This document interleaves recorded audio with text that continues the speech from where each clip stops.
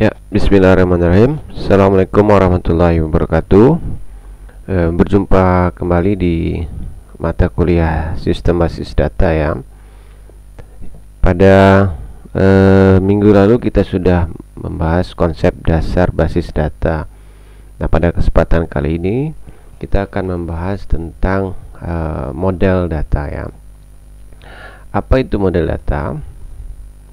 Kita lihat dulu dari beberapa pendapat definisi model data dari Fatansyah tahun 2012 mengatakan bahwa model data dapat didefinisikan sebagai kumpulan perangkat konseptual untuk menggambarkan data, hubungan data atau semantik atau makna ya, semantik data dan batasan data.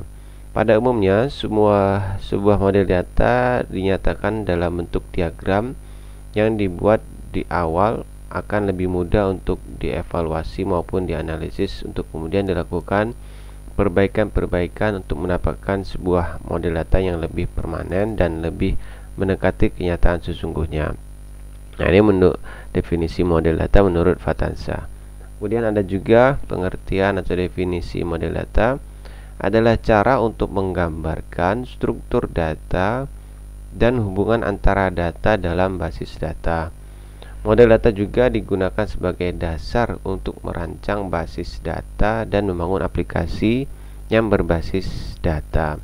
Jadi pada intinya adalah model data ini adalah struktur ya, gambaran dari struktur data dan hubungan antara data di dalam sebuah database. Nah, nanti kita akan bahas apa saja sih model data itu.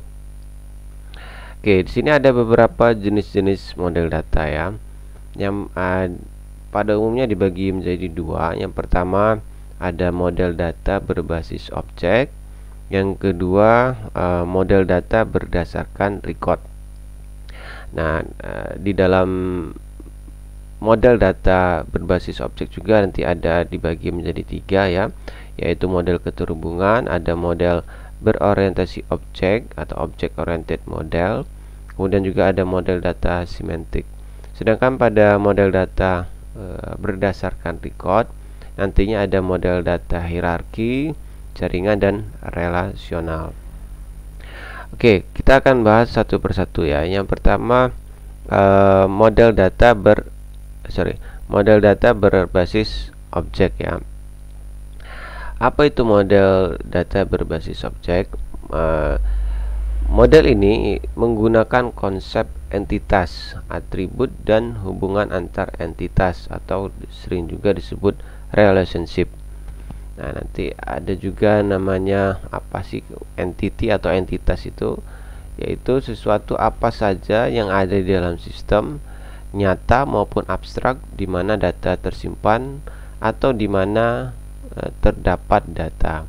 Nanti kita akan belajar contoh-contohnya ya. Kemudian juga entitas diberi nama dengan kata benda dan dapat dikelompokkan dalam 4 jenis nama, yaitu nama orang, benda, lokasi, kejadian.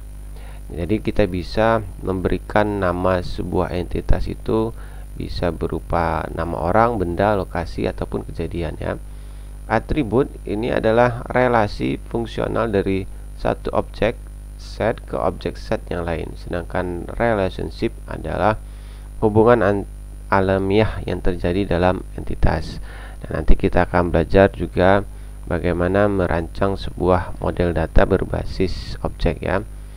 Model data berbasis objek ini memiliki beberapa bentuk. Nah, ada beberapa bentuk ya. Yang pertama model keterhubungan objek. Ini gambar yang enggak jelas ya. Sebentar. Ya, ini model keterhubungan yang pertama ya. Yaitu entitas merupakan model untuk menjelaskan hubungan antar data dalam basis data berdasarkan suatu persepsi bahwa real world terdiri dari objek-objek dasar yang mempunyai hubungan atau relasi antara objek-objek tersebut. Model ini juga termasuk model yang paling populer digunakan dalam perancangan basis data. Komponen utama pembentuknya adalah model entity relationship, yaitu entitas atau entity, kemudian juga relasi. Jadi ada model entity relationship, ada juga relasi ya, atau relation. Nah, ini yang seringkali sering digunakan dalam merancang sebuah basis data ya.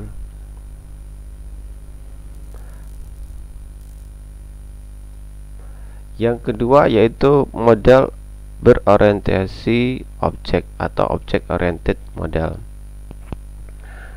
Ya, penggambaran model berbasis objek ini menggunakan UML nanti ya. Unified Model Language, nanti akan digambarkan dengan dua jenis, yaitu struktural diagram dan behavior diagram. Oke, yang pertama struktural diagram ini terdiri dari kelas diagram. Ini menggambarkan struktur sistem dari segi pendefinisian kelas-kelas yang akan dibuat untuk membangun sebuah sistem. Kemudian juga ada objek diagram. Ini menggambarkan struktur sistem dari segi penamaan objek dan jalannya objek dalam sebuah sistem. Yang ketiga adalah komponen diagram. Ini dibuat untuk menunjukkan organisasi dan ketergantungan di antara kumpulan komponen dalam sebuah sistem. Yang keempat adalah deployment diagram. Ini menunjukkan konfigurasi komponen dalam proses eksekusi aplikasi. Nah, nantinya kalau nanti Anda membuat sebuah sistem, bisa juga menggunakan model berorientasi objek ini menggunakan UML nantinya ya.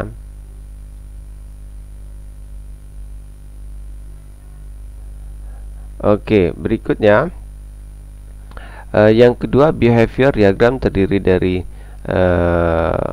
use case diagram. Ini merupakan pemodelan untuk kelakuan atau behavior ya, sistem informasi yang akan dibuat. Jadi ada juga menggunakan use case diagram. Kemudian juga berikutnya adalah behavior ini memiliki sequence diagram. Ini mendeskripsikan waktu hidup objek dan message yang dikirimkan dan terima antar objek. Jadi apa saja yang dikirimkan ya, pesan yang akan dikirimkan antar objeknya itu ya, termasuk ke dalam sequence diagram.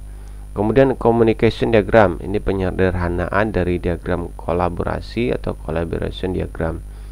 Yang keempat, state chart. Ini state chart diagram ini menggambarkan perubahan status atau transisi status dari sebuah mesin atau sistem atau objek. Yang kelima adalah activity diagram. Ini menggambarkan aliran kerja atau aktivitas dari sebuah sistem atau proses bisnis atau menu yang ada pada perangkat. Oke, yang ketiga adalah model data semantik. Nah, ini hampir sama dengan entity relationship model tadi ya, di mana relasi antar objek dasar tidak dinyatakan dengan simbol tetapi menggunakan kata-kata atau semantik. Nah, kalau IRD tadi ya, entity relationship diagram tadi menggunakan simbol-simbol ya.